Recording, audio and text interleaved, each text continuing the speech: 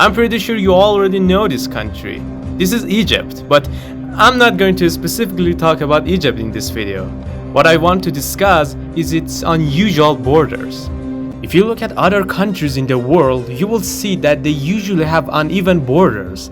However, for countries that have been victims of colonialism, it's a different story. In this video, I'm going to talk about countries whose borders were drawn with a ruler and a set square instead of being based on logical perspectives. Make sure to watch till the end. Let's not leave Egypt just yet. As you can see, except for the northern and eastern borders, which are defined by natural features, the southern and western borders are completely straight lines.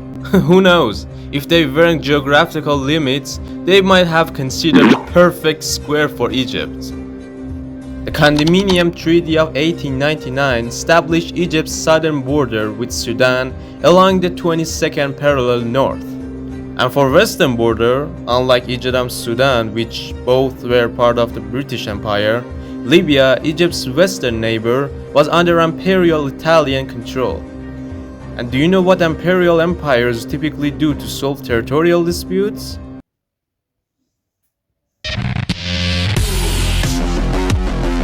We are done with Egypt, but we aren't done with Africa yet. Let's take a look at another country that was meant to be landlocked, but someone decided to make its access easier. Welcome to the Democratic Republic of Congo. Don't get it wrong with the Republic of Congo, which it doesn't matter if you do anyway. The cool thing about these two countries is that they aren't only similar in name.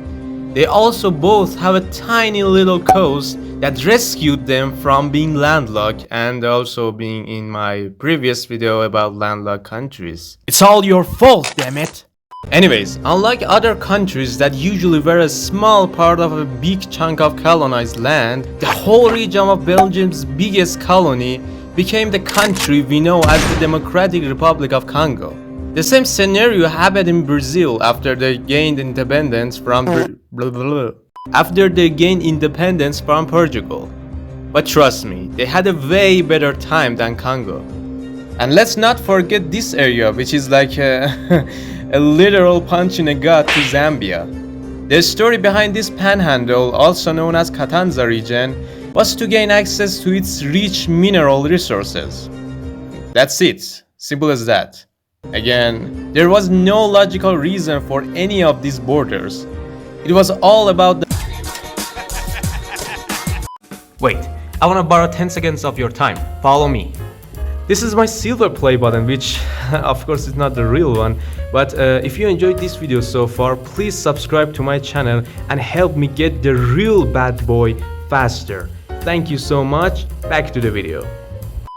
So far, we have talked about countries that were once under British and Belgian control. However, in Africa, there is a country with an unusual panhandle, which resulted from Germany's shenanigan in Africa. This country is Namibia, which was formerly a German colony. Namibia's long panhandle, known as the Caprivi Strip, was created during the colonial era as part of the Heligoland-Zanzibar Treaty of 1890 between Germany and Britain. Germany sought access to the Zambezi River to connect its colonies in Southwest Africa and East Africa without requiring a long sea voyage around the continent. In exchange, Germany ceded Zanzibar and other territories to Britain in return for the Caprivi Strip. However, this plan failed because the Zambezi River was unnavigable due to Victoria Falls, rendering the strip strategically useless. Despite its impracticality, the borders remained and the area later became part of Namibia after independence. So yeah, a seemingly useless strip of land was given to a country, and that country still has it to this day. But what if I told you that there is a little strip that, because it wasn't pointless, became an independent country? Let's go to West Africa. This is Senegal, which looks like a monster that has opened his jaws. What is stuck between his jaws is what I was talking about.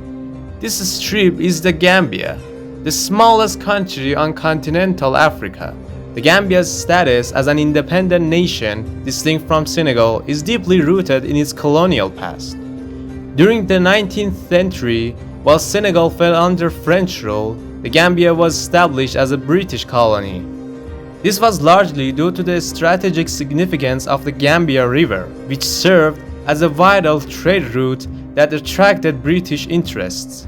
When the Gambia gained its independence in 1965, although it shared ethnic and cultural similarities with its neighbor Senegal, efforts to unify the two nations, such as the Senegambia Confederation, failed due to concerns over Gambian autonomy and unequal power dynamics that favored Senegal. In last week's video, someone commented and asked why Asia and Europe are different continents, and there is no divider between the two continents. And this dude replied with a pretty good answer for it. Thanks for commenting, guys.